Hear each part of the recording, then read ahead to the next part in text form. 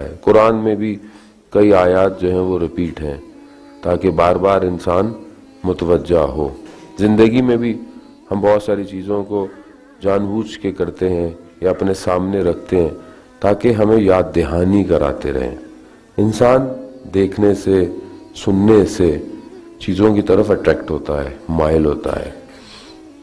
تبھی آپ دیکھیں کہ بڑی بڑی کمپنیز جو ہیں وہ بڑے اس راستوں پہ کہ جہاں زیادہ ٹریفک کا ٹرن اوور ہوتا ہے وہاں پر بل بورڈ لگاتی ہیں تاکہ گزرنے والے شخص اس پروڈکٹ کو دیکھتے رہیں، اور جتنا زیادہ دیکھیں گے اتنی تیزی سے شیلف میں رکھی ہوئی چیز کو اٹھا لیں گے۔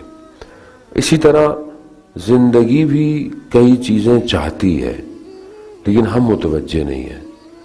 آپ یہ جو بڑے بڑے آپ سائن بورڈ دیکھتے ہیں نا، اگر کسی آپ کے آفس کے جاتے ہوئے راستے میں ایک سائن بورڈ لگا ہو جس پہ یہ لکھا ہو کہ تم نے مرنا ہے، تو آپ یقین کریں انسان کئی دفعہ دیکھنے کے بعد اپنی زندگی میں کئی چیزوں کو چھوڑ دے گا، کیونکہ مادہ اٹریکٹ زیادہ کرتا ہے، معنویت کہیں کھو گئی ہے، بلکہ بہت کم وجود میں رکھتی ہے۔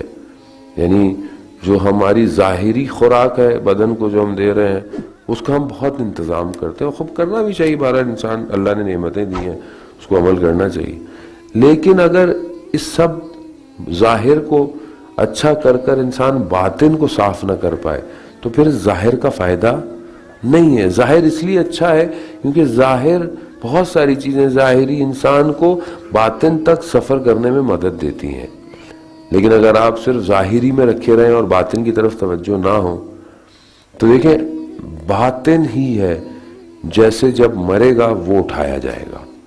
جو میری اصل کیفیت ہے باطن کی، میرا حساب کتاب اسی کا ہے۔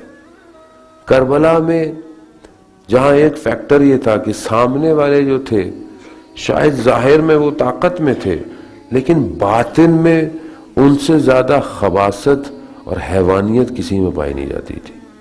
اس طرف جو تھے ظاہر میں شاید کم تھے، اتنا اسلحہ نہیں تھا اتنا، لیکن باطن میں کمال پہ پہنچے ہوئے تھے، اور اتنا کمال تھا کہ آج تک وہ ہم لوگوں کو کھینچ رہے ہیں۔ یہ ان کے باطن کے کمال کی، اس لیے بعض کے بارے میں کہتا ہے کہ شب عاشورہ مسکرانے لگے تو اس کو مسکرانے کی رات نہیں ہے، کہا میں اس لیے مسکرا رہا ہوں کہ میرے اور خدا کی ملاقات میں چند گھنٹوں کا فاصلہ رہ گیا۔ یعنی باطن مضبوطی میں تھا۔ خوب یہ ایک سفر ہے، کیونکہ اگر باطن صاف نہیں ہوا تو ظاہر میں جتنا بھی کر لوں عزیزان محترم، ظاہر تو یہیں رہ جائے گا، اصل باطن کا حساب کتاب ہوگا۔ جو چیزیں میرے اندر ہیں، سوچوں میں ہیں، میری جو کردار ہے، میرا جو کریکٹر ہے، وہ بیسیکلی میرے اندر چھپا ہوا ہے، اور وہ تب ظہور کرتا ہے جب میں تنہا ہوتا ہوں۔ تنہائی کے اندر انسان کی اصل شخصیت، اصل ایٹیٹیوڈ جو ہے وہ انسان کا تنہائی میں واضح ہوتا ہے۔